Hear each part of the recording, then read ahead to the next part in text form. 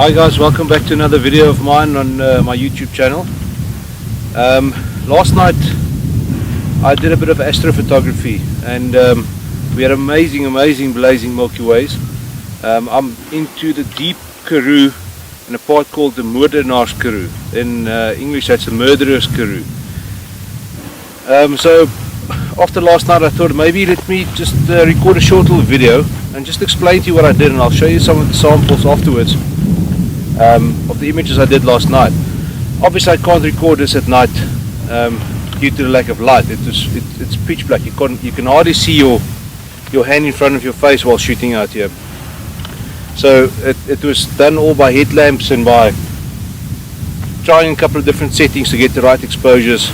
But let me just run through a couple of things with astrophotography, what I've done and how I shoot my images.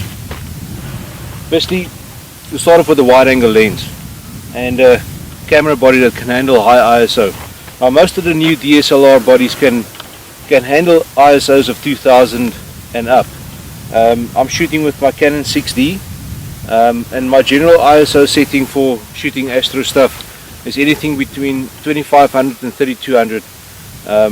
I've just found that those are pretty good. You can go higher, but then you're going to battle a little bit more with the noise that's being created. And it doesn't matter what camera you're shooting. If you're shooting at high ISOs, you will get noise. There will be some noise to deal with afterwards. It's one of those unfortunate things.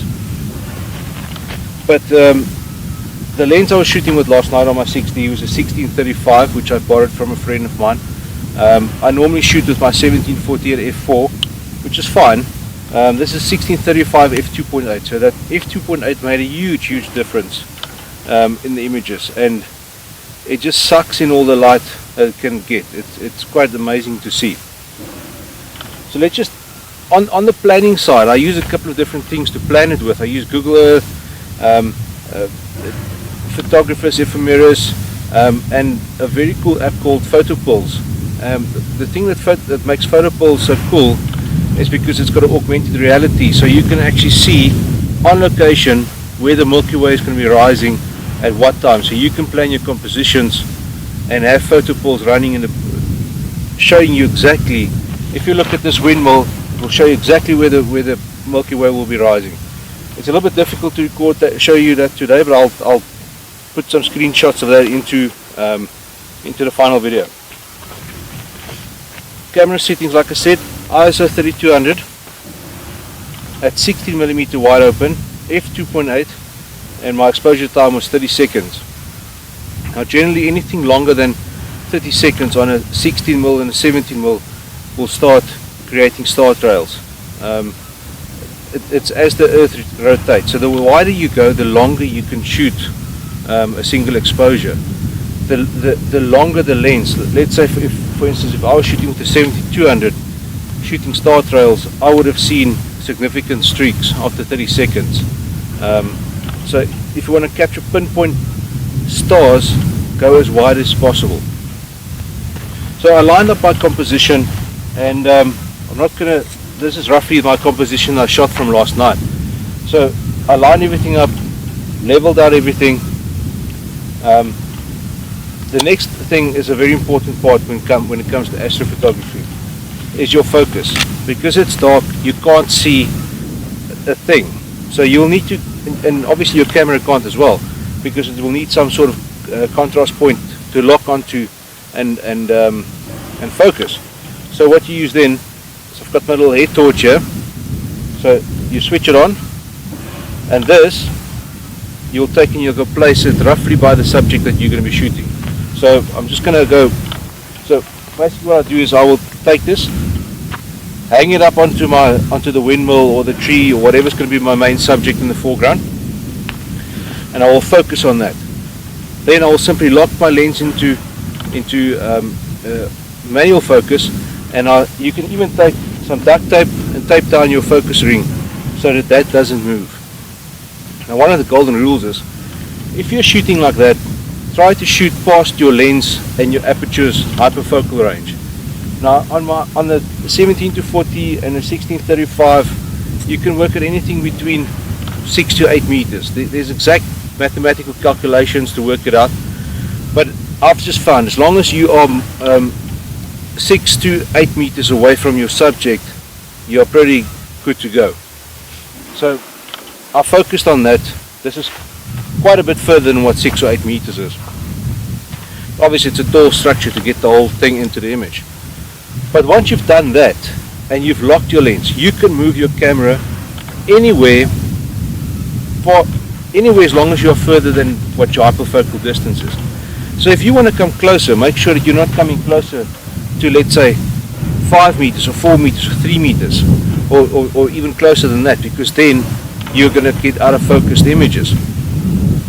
So I would highly recommend you can move left and right, backwards, forwards, up until what your hyperfocal distance is, and from there you can work, you can start shooting. So you set your focus once and you're good to go for the rest of the evening, as long as you don't touch your focus ring. So once all of that was done, I started shooting some test images, and normally I would do that starting at a very high ISO, like 6,400 or 12,000, to get a good idea of what the scenery looks like.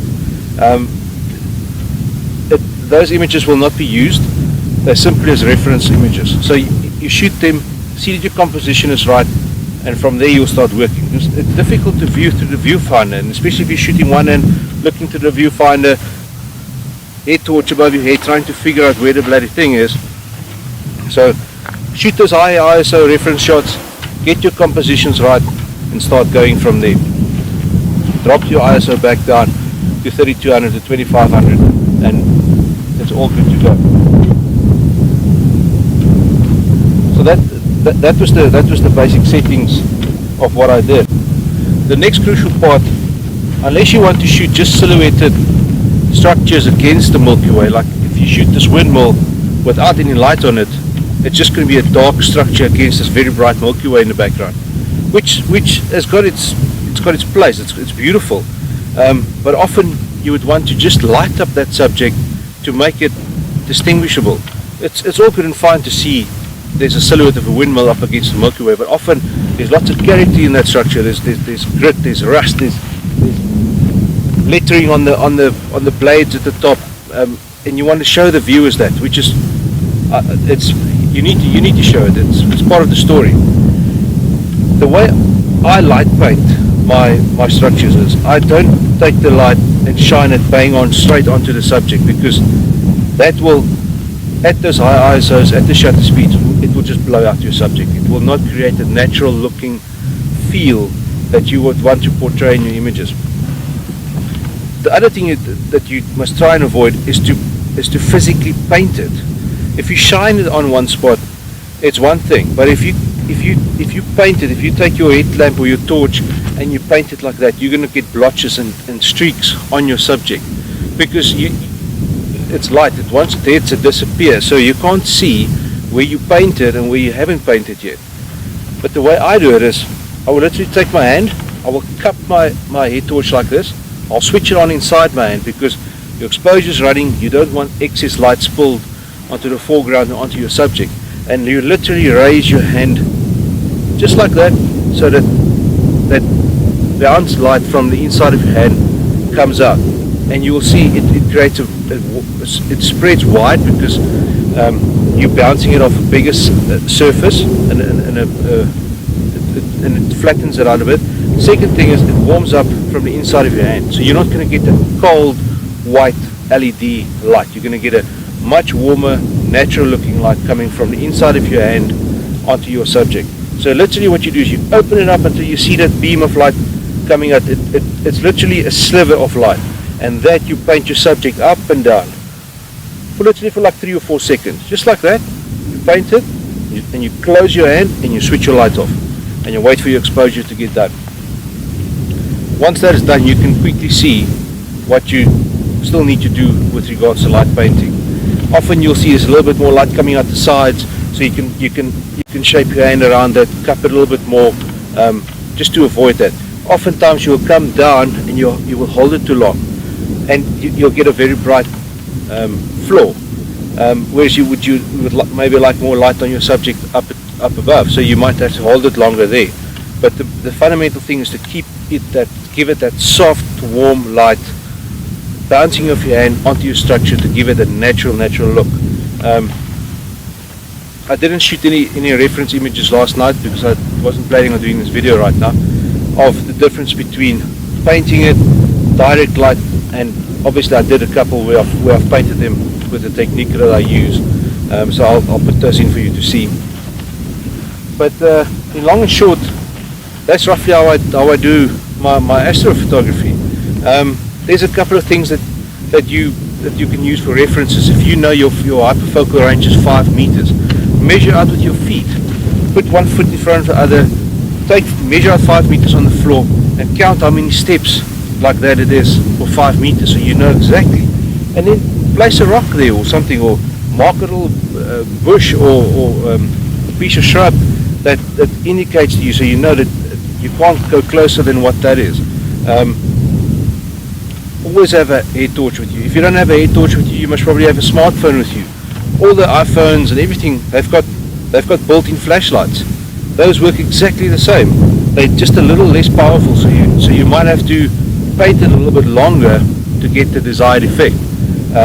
But that's trial and error. You'll see as you go along. You're obviously not going to shoot just one frame. You're going to shoot a couple.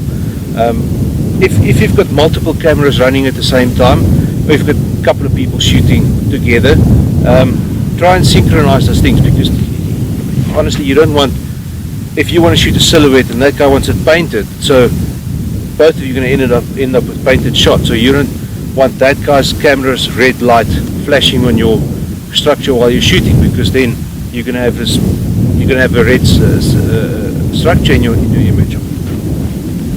On the subject of light, what you can do is you can take just maybe some press stick, a piece of black masking tape, and just tape it over these little reference lights at the back and in the front. Just stick it over there, because even that tiny little bit of light will bring over light spill in your images, especially if you're shooting with somebody next to you and theirs is doing it while you're busy shooting. You'll pick it up in your images. Very important thing to use is a cable release. You will definitely need that, because you don't want to touch your camera while you're shooting or planning. You can use mirror lockup. For these 30-second exposures, it's not a necessity that you use it. I only use it when I'm shooting full-on start rails. Obviously, with this technique, you can shoot multiple images that you can later on stack into start rails, or use as a time-lapse video clip. On the subject of start rails, I prefer to shoot one single long exposure start rail.